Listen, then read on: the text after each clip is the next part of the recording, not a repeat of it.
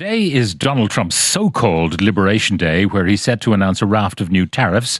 Any tariffs could have a negative impact on Eurozone inflation and the cutting of interest rates, which has been ongoing since last June.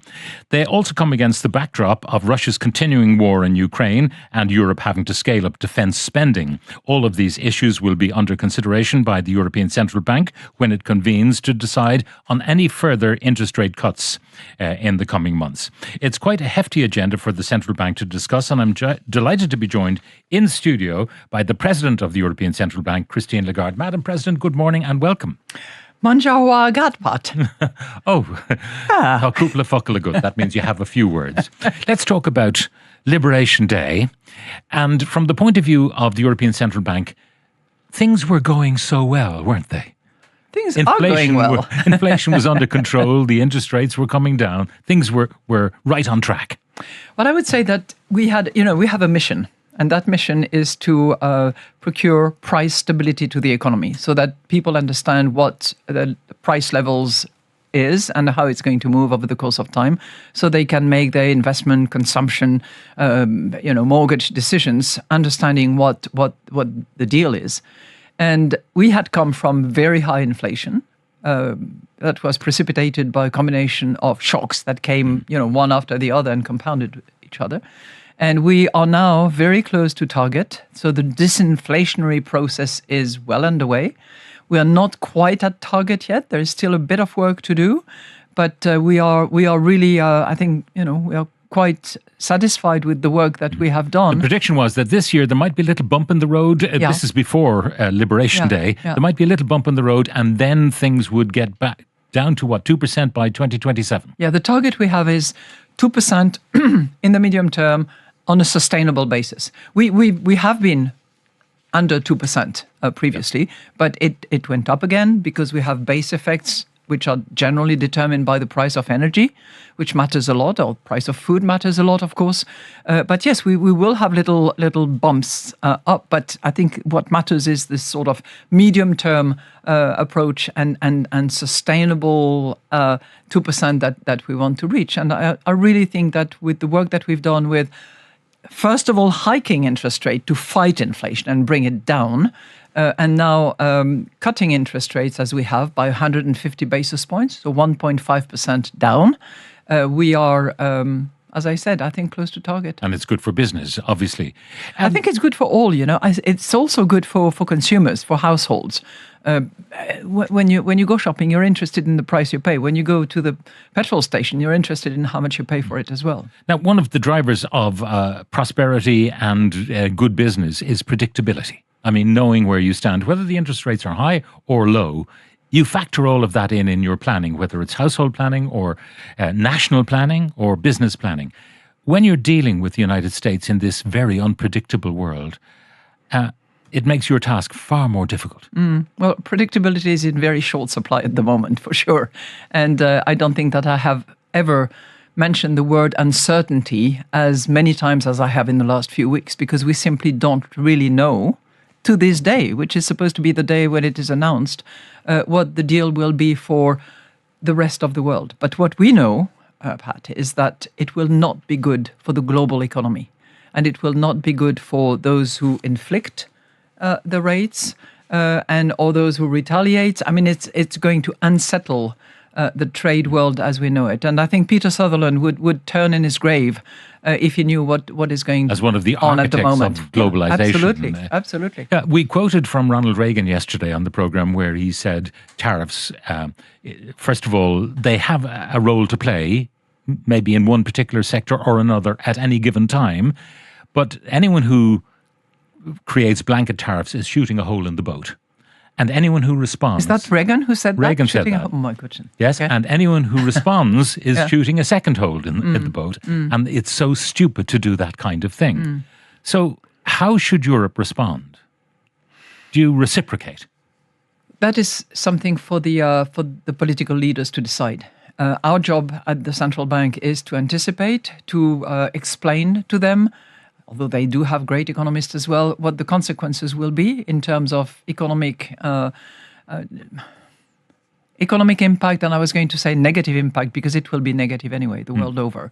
And it will have an impact, and the density and the durability of the impact will vary depending on the scope, on the products targeted, on how long it lasts, on whether or not there are negotiations. Because let's not forget, quite often those escalation of tariffs, because they prove harmful, even for those who inflict it, lead to negotiation tables where people actually sit down and discuss and eventually remove some of those barriers. Now, you have said that, I think yesterday, I think is the speech I'm quoting from, Trump's tariffs offer a chance for Europe to show independence. Absolutely. I called it the beginning of a march towards independence. What does that independence mean? Okay. What I mean by that is we should not be exclusively focused on what is happening on the other side of the pond. And we should focus on the strength that we have at home and how we can regain a degree of independence that we don't have. And that applies to defense, it applies to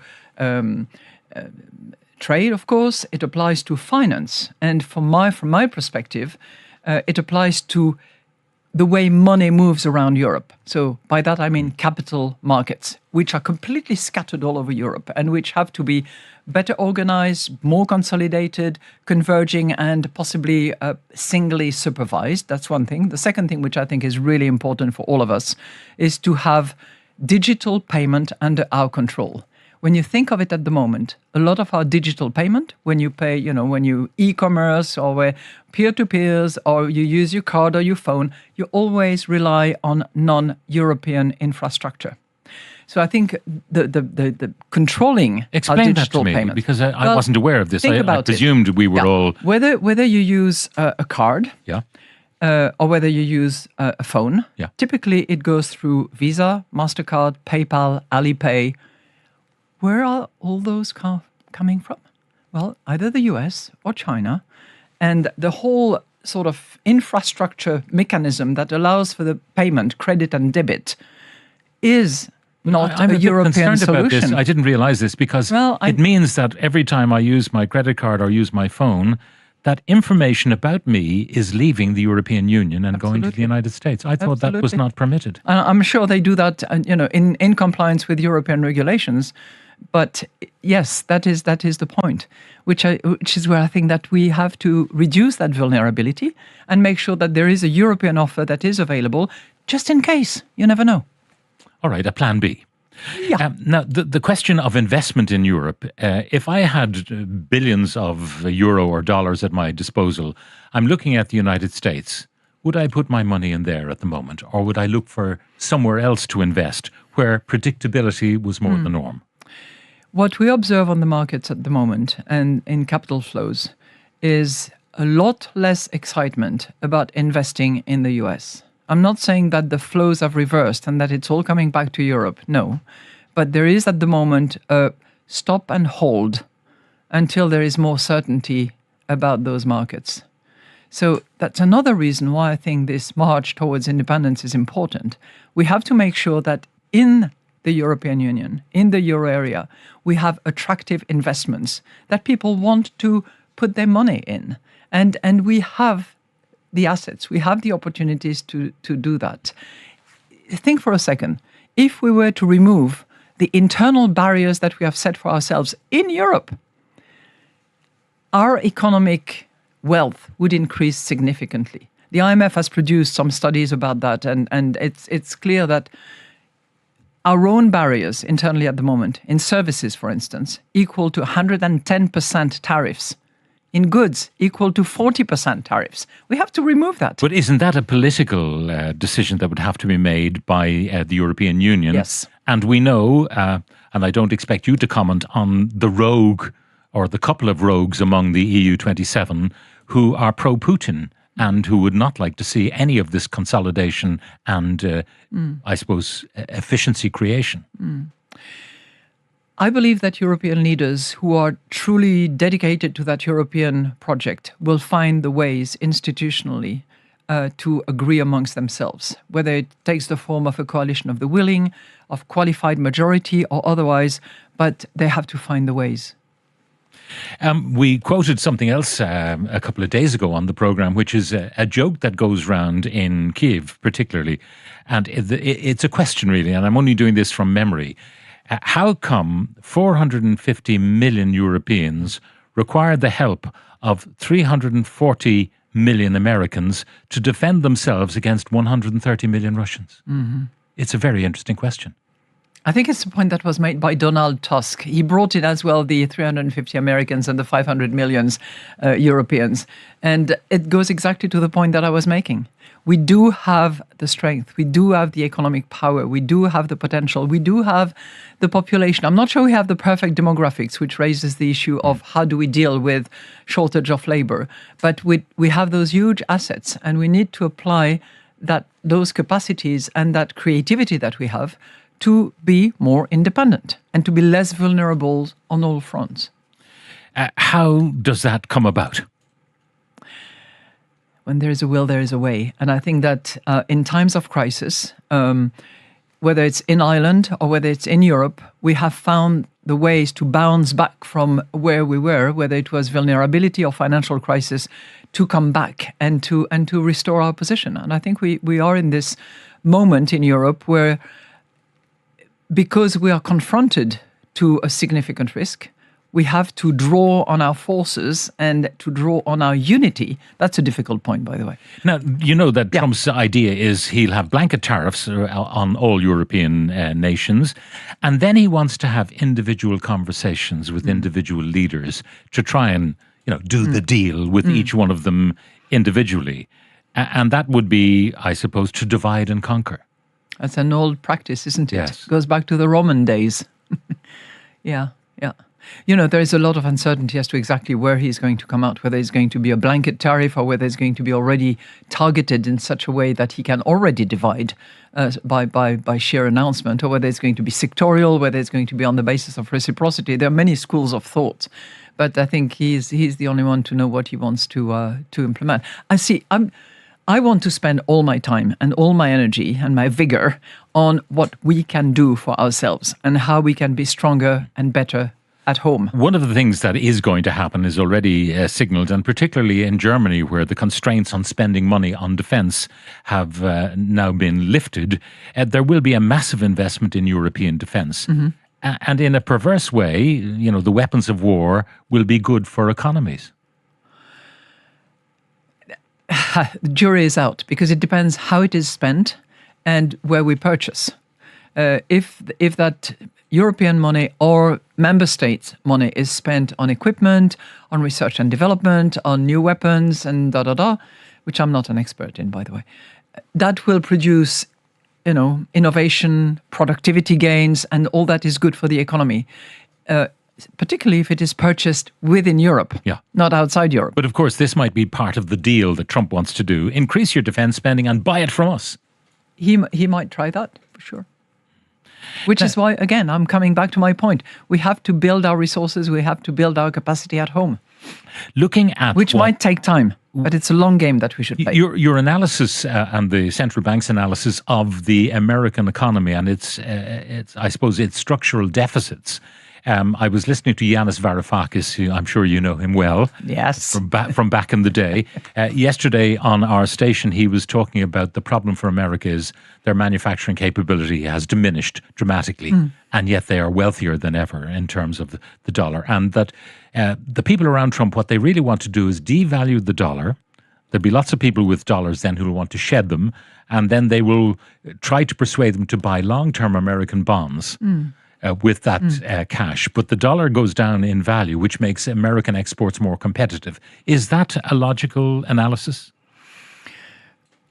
I don't think it works, in the textbook, because there are a few obstacles along the way, and I'm not sure that this is even any longer the plan. I think the key plan at the moment is more short term. It's let's raise tariffs to cash in order to allow for the tax cuts that will be coming up later in the year. I think that's the short-term plan.